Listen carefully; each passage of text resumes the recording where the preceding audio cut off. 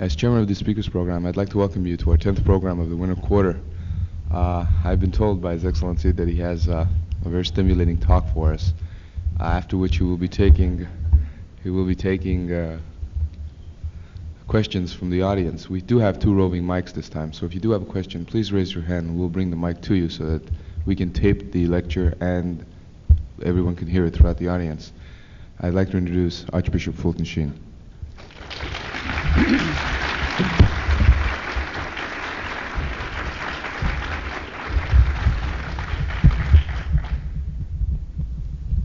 Mr. Elias, fellow students, I said absolutely nothing to him about an exciting lecture. I was asked by a reporter in the back what was to be the subject, and I told him. But as regards excitement, I want to tell you about what you may expect. First of all, I was giving a lecture in Philadelphia not so long ago, and I lost my way. And I stopped a couple of boys on the street. And I said, "Which is the way to the town hall?" And they told me the address. I've forgotten, 12th and Chestnut or some such street. "What are you going to do there?" I said, "Give a talk." "On what?" Well, I didn't want to tell them that I was talking on the subject which we will address you today, the accipito frontalis of the convolistic convolutions of the metaphorical obliquarum pelbearum.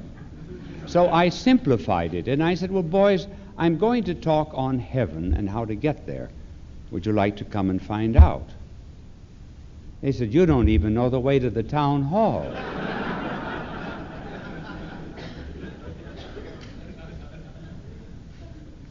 And I don't know how it can be exciting in the light of an answer of a taxi driver in New York. He said, "I never had an education, never went beyond the 3rd grade, but I carry people who use big words, and I picked up a number of big words." From that moment on, he proceeded to use only polysyllables, and all out of context. As I was getting out of the cab, he said, "I love to hear you on television. You have such a marvelous voice. It has so much animosity in it."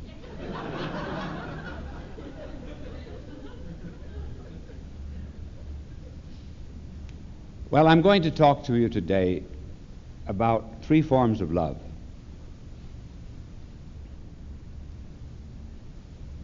In English, we have only one word for love. I love the Los Angeles Lakers. I love the New York Mets. I love pickles. I love God. You see, it doesn't convey a great deal of meaning. The Greeks had 3 words for it. They had a word for everything. And in order to understand it, I think we have to go back to the Greek and understand their 3 words for love. And when we do, we will understand that it is just not quite simple enough to say, well, if you love anything is all right. So let us take the 3 Greek words for love. The first word is eros. Eros was that little god carried arrows and shot them into the earth and made the earth fertile. Eros was the god that didn't so much push you, it was something that pulled you on ahead. It made you yearn for the good life, for art, and for science. It was the best of human romantic love.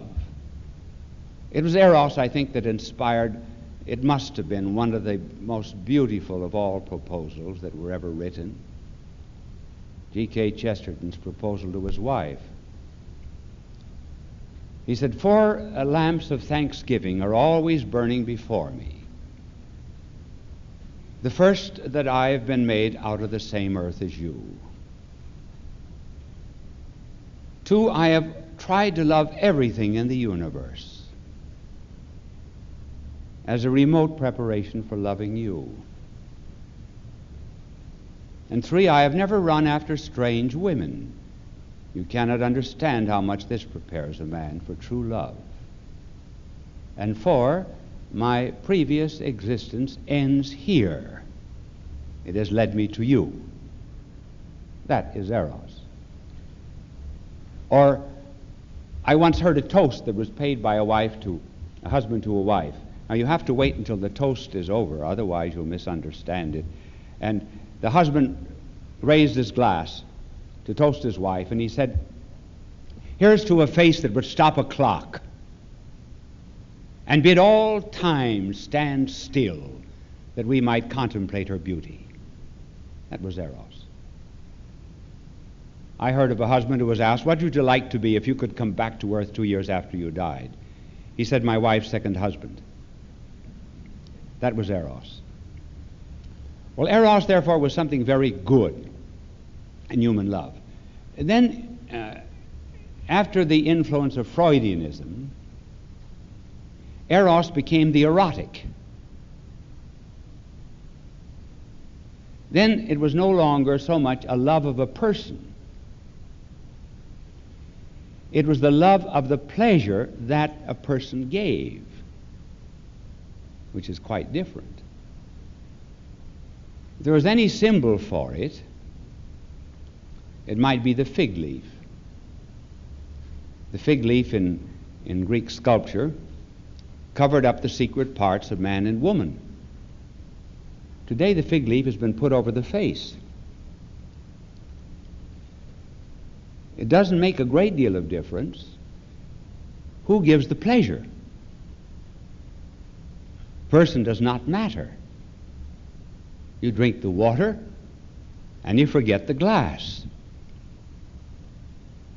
One finds here, too, a suggestion of a difference in the nature of man and woman in making love. A man can love a part of a woman.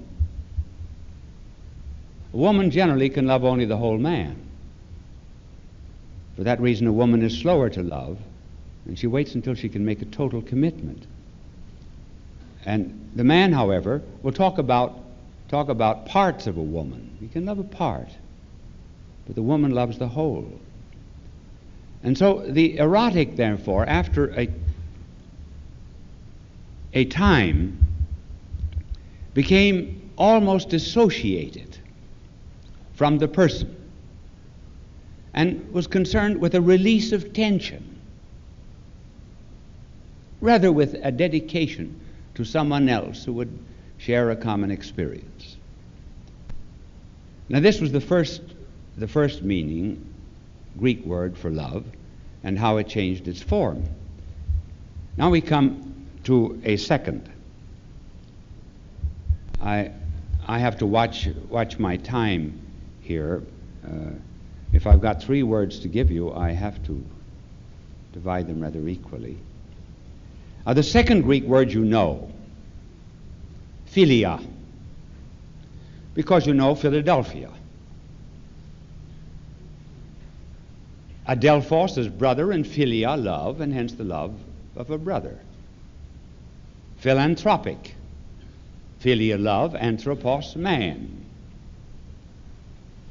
And philia is the love of humanity, a social concern. It's a feeling, a democratic feeling that we're all one. It never picks and chooses among the human beings that it loves. Not one group against another group. It never expresses love for one group by hating another group. Philia is more universal.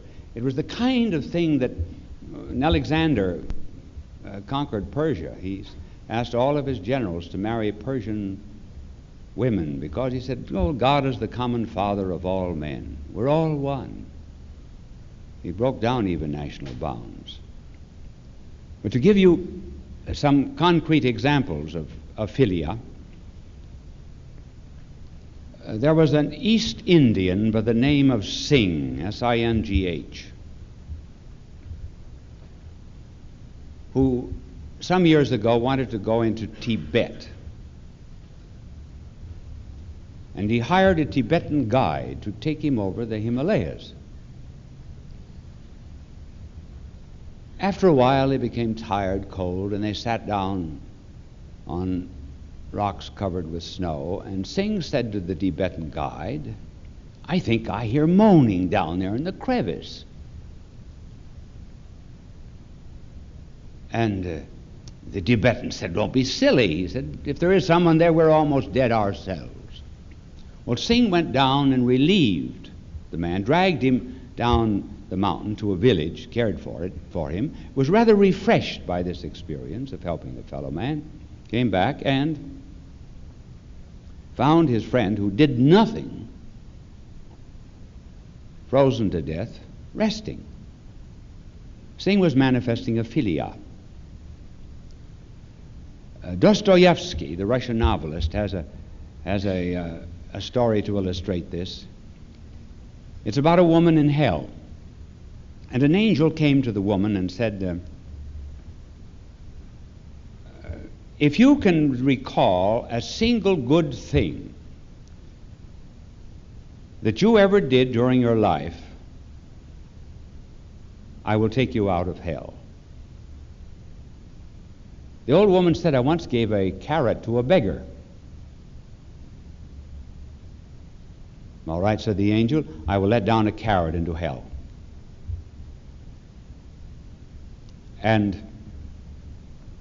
you get hold of the carrot and I'll pull you out." Well, as the woman was being pulled out, many others, of course, saw her being pulled out, grabbed hold of her and the carrot. She said, "Get off, this is for me." And they all fell back. This an absence of philia. Another example. About 8 or 9 years ago, I was on a plane going from Chicago to New York. And the stewardess, as we took off, sat down alongside of me. A very beautiful young girl. She said, "Do you remember me?" I said, "No, I don't. I ought to, but I don't." "Well," she said, 2 years ago, I met you on this very trip, and I sat with you for 20 minutes, and I remember every word you said." "Well, what did I say?" "Well, you began by saying, 'You are a very beautiful girl.' And did you know that of all the gifts that God gives, the one that he gets back last and least of all is the gift of beauty? He gives song, and people sing for his glory. He gives them money, they use it for the poor. And very often, when he gives beauty, he gets back nothing but a pile of old bones. And since you are so exceptionally beautiful, why don't you give your beauty to people who have never seen anything beautiful?" That's what you said. Well, I said, "That sounds just exactly like me. That's what I would say." "All right," she said, "I've had 2 years to think this over, and I'm willing to do anything. All right, you come to my office in New York, and I will tell you where you are going." "I will tell you now if you want to know." She said, "Tell me now. It makes no difference. My mind is made up." I said, "You're going to a leper colony in Vietnam." So she went to a leper colony in Vietnam. She has a Jeep. She drives it about the roads and searches under bridges where lepers are very often driven when they're chased out of villages, puts them in her Jeep, takes them to a leprosarium, and then with others care for them. And she wrote and said, "I don't know whether they ever think of seeing anything beautiful, but I know I do. I see the beauty of their gratitude and their love." This is philia.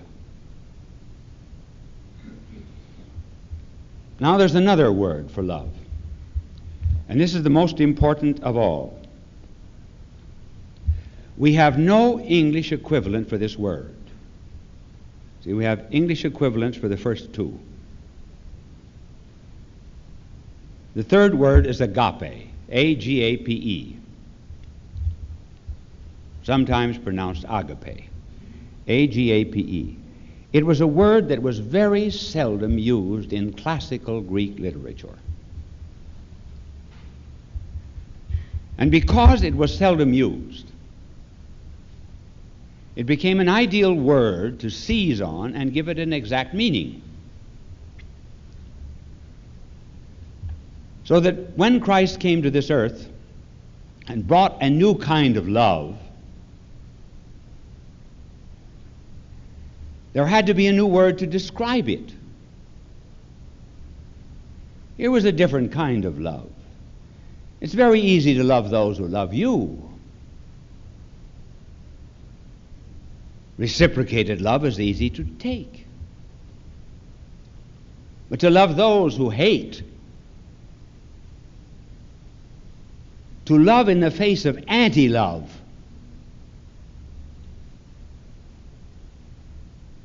is an entirely different kind of love than the first two. So the New Testament writer searched about for a word that would explain this new love of self-giving, and they chose the word agape. And in its verb and in its noun form, it is used in the New Testament 250 times.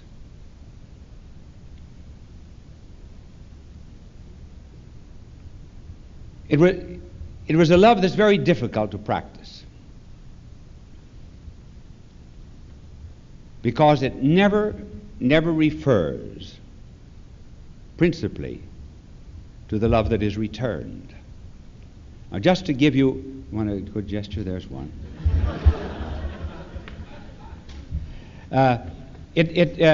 Here, for example, would be a sample of it. I once received a letter from a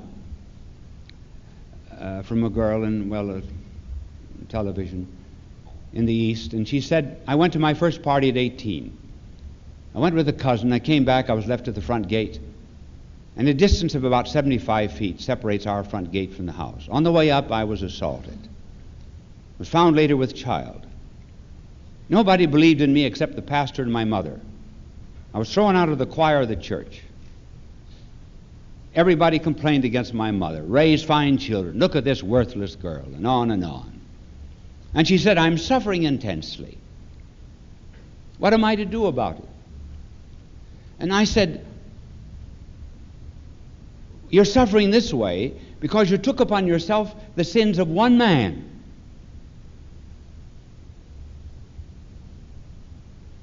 If you took upon yourself the sins of 10 men, I imagine that you'd suffer 10 times more.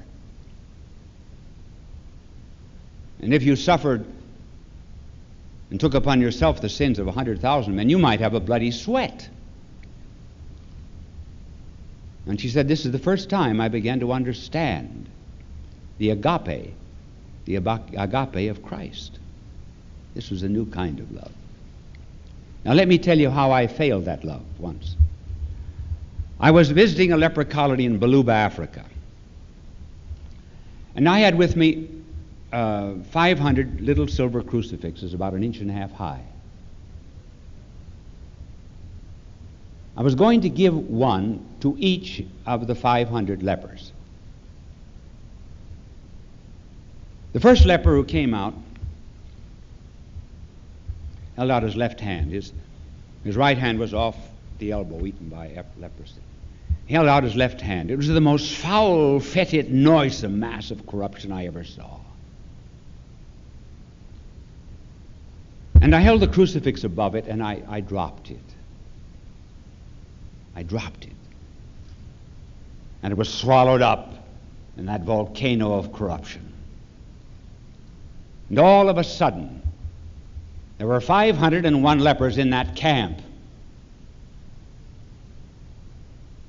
I was the 501st, for I'd taken this symbol of God's identification with man and refused to identify myself with someone who's 1,000 times better on the inside than I was. Then there came over me the awful thing that I had done.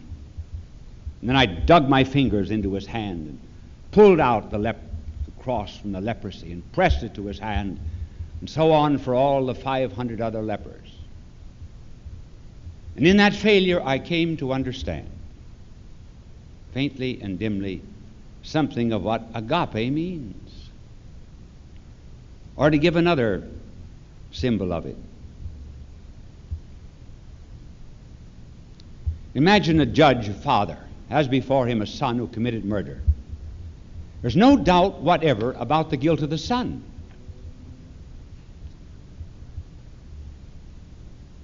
The father sentences him to death. Immediately after doing so, the father steps down and says to the son, all right, now I will take your punishment. This would be mercy. A reconciliation of justice and mercy. But let us change the figure a bit. Suppose that at the moment that the son was condemned to death for murder, the murdered boy walks in alive.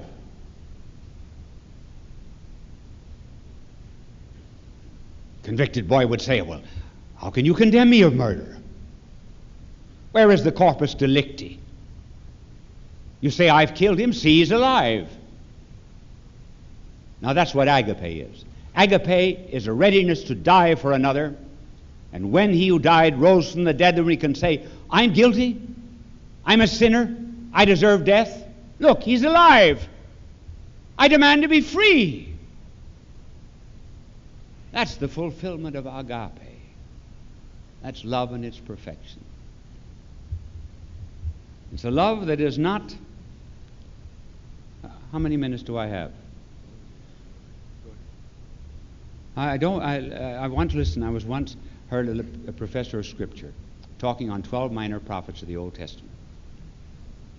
He had finished 3 after an hour and 45 minutes. He had 9 to go.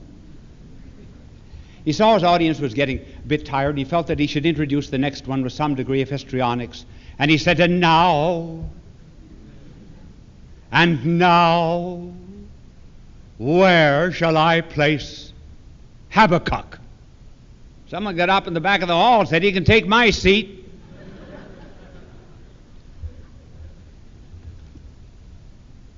Here's an example of agape. One of the greatest men that I ever met in my life, without doubt, is Richard Wurmbrand, who's down in Glendale, California now. 14 years in a communist prison in Romania. 3 years in a pit 30 feet deep. Unbelievable tortures. And his wife was in prison for 7 years. For what? Well, for preaching agape. That was really it in prison. But before he went into the communist prison, a German soldier came to his home. He said to the German soldier, how many Jews have you killed? Oh, he said 20 or 30,000. Where did you kill them? Everywhere. Name some towns. In this particular town here, how many did you kill? He said, I killed every Jew. Wurmbrand said to him, who was himself a born Jew, you have any sense of guilt? No, he said. Do you think a time may come when you will ever demand forgiveness? He said, I don't believe in it. I don't believe that kind of love exists in the world. A returning love for hate. Wurmbrand said, all right, let's prove it. In that room there is my wife, Sabina. She's asleep. She has not heard this conversation. You mentioned that you killed every single Jew in that particular town. That's her town.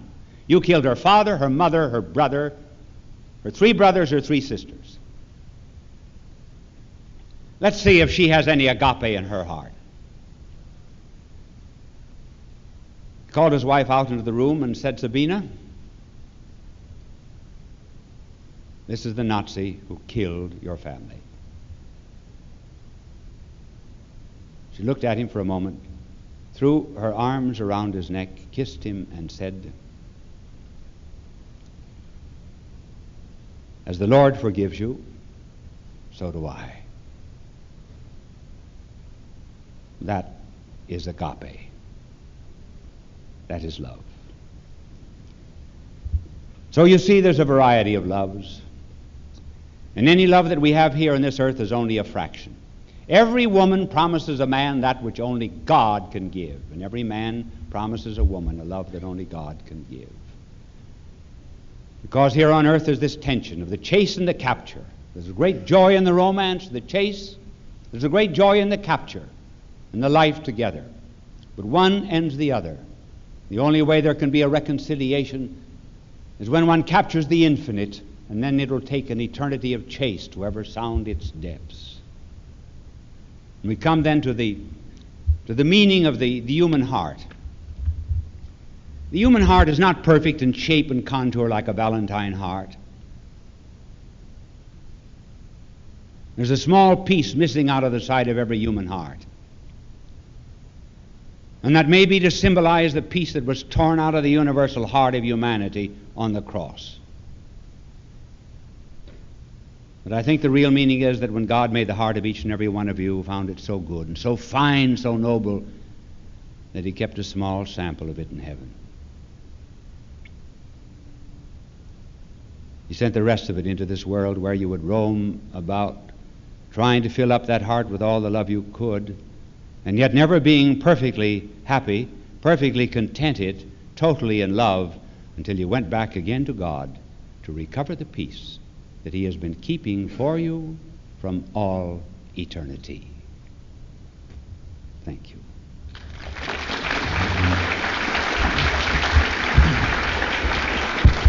If you have a question, could you please raise your hand? We'll bring a mic to you. We have some time left. There's a question over there. Somebody get a mic there, please. Right? Anybody? There.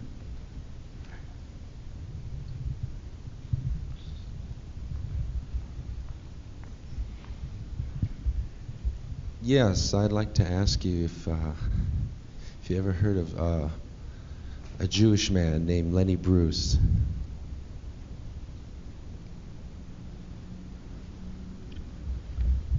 Did I ever hear of a Jewish man by the name of Lenny Bruce? Yes. I can't recall. Well, he was known as a sick comedian, and was really quite a controversial figure at the early part of the 60s. And he did a comedy routine, which was titled Christ and Moses. And it seems they returned to New York, and they don't really know what to do or where to go, but they hear at Sheen and Spellman or at St. Peter's.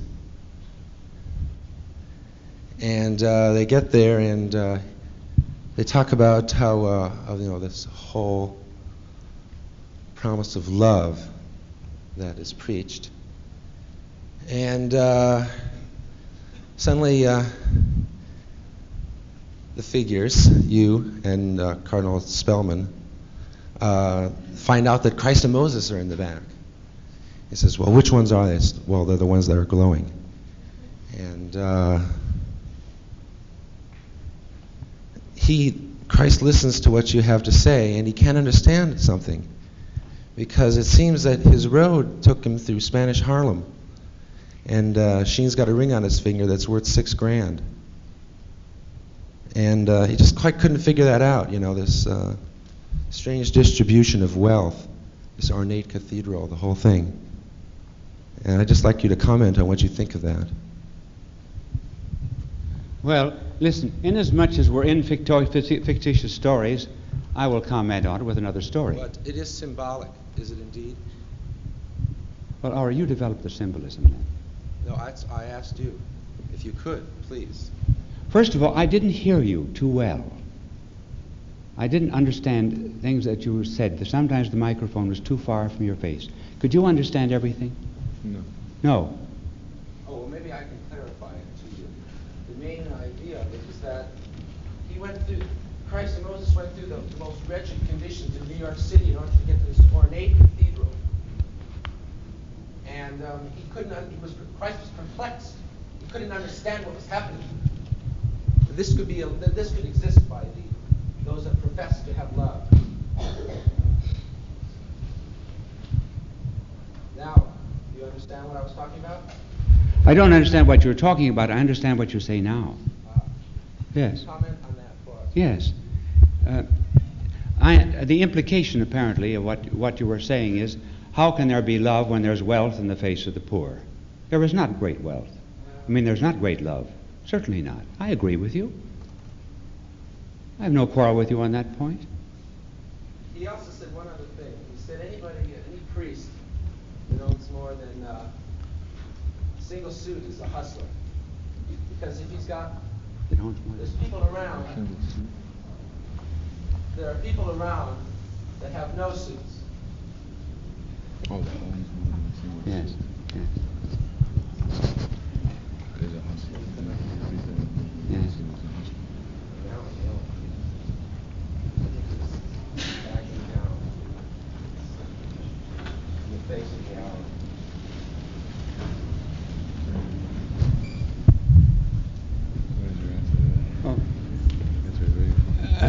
I have nothing to say to that. Our blessed Lord said, if you have two suits, give the one.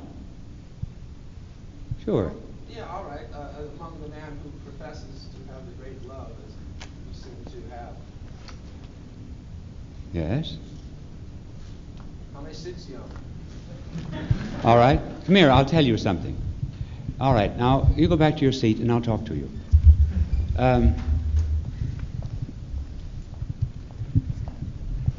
I have another suit, I'll tell you that, for one to begin with. But you find someone who received $36,000 an hour on television, a half hour, $36,000 every half hour, over a period of years, and who received, in addition to that, many gifts from people that totaled $10 million and never kept 1 cent of $10 million, but gave it all to the poor of Africa and Asia, and you have someone who's entitled to the second suit.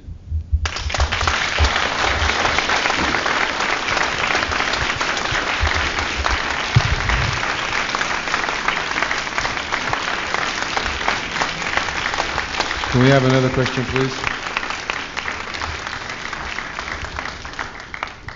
Right here. Can we make it short this time? Yes, of course.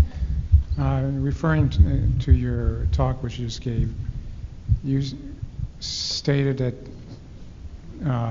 women love men as a total man and men love women in parts. I think I might have been true in the past, but I doubt it's true now, especially with this advent of woman's liberation. As, for instance, as a woman's personality and character is being developed along with a man. So I think up to date, I would disagree with you on that point. And on your story on the woman who was being lifted up and was leaving behind all her fellow associates or fellow men, and then everybody dropped back down. What was the point of that? What should she have done? Or what were you trying to say? Which one, the stewardess? Yes. Yeah. No, not the one with a carrot. The carrot. Excuse me. Oh, well, the point of that story very obviously was that you must not be just trying to save yourself alone. You've got to try to save fellow man.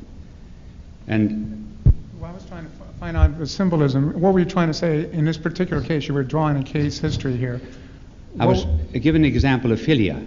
Yes, I understand that. You have to love but fellow man. What should she have done in this case? Said, all right, come along, brothers, come along. Everybody on one. Sure, Oh. everybody get on. Climb on board, everybody. Okay, And then now- as regards your first point, Yes, you simply your say first that point. I am not up to date in my understanding of the nature of man and woman. I blush with embarrassment at my antiquity, and I give way to your superior understanding of the present day young man and woman.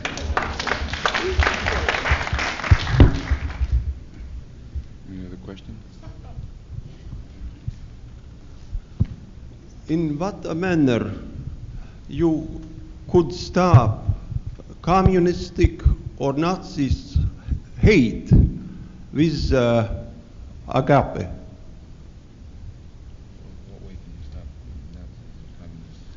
Then my father is, or other families members are murdered by communists. How I could will something help that when I love Stalin? Yes. First of all, you are evidently a man who has come out from all of the tortures of those totalitarian regimes. The answer, however, is to be found in the fact that we hate the system. We love the person and pray for the person. Wurmbrand, for example, as soon as he was released after 14 years of torture in this communist prison, went to the grave of the communist torturer who did the most harm to him. He had died during his 14 years. And Wurmbrand went to his grave to pray for him at his grave. This is merely a continuation of the lesson of the gospel. The Lord hates sin, but he loves the sinner. And this is the only answer that there is. You see, Mrs. Wurmbrand was a perfect example of the forgiveness of the murders, forgiveness of the man, but the continuing hatred of Nazism. I'd like to ask the last question. I was wondering, what is the Vatican doing right now as far as helping the Soviet Jews in Russia in terms of agape? Yes, the question is asked about helping the Soviet Jews. I'm giving a talk in Chicago this coming month with Rabbi Tannenbaum on Soviet Jewry. I'm going to be in touch with him before I give the talk in Chicago to find out what can be done, and we'll not only be interested in Soviet Jewry, but we'll be interested in men like this one here, who has also suffered persecution, particularly the Baptists, who are suffering intensely in Russia. In other words, against everyone who's suffering. And so I will raise my voice, indeed, against Soviet yes, persecution. What progress has been done so far? I mean, has there been anything? Has the Vatican come out with anything yet? I mean, or are they just thinking about it? Yes, I think there has, because the man who is the greatest specialist in the persecution behind the Iron Curtain is Michael Bordeaux of Oxford. And Michael Bordeaux, in his last book, has mentioned the fact that the protests that have been coming from America against the persecution of Soviet Jewry has already had its effect. Thank you very much.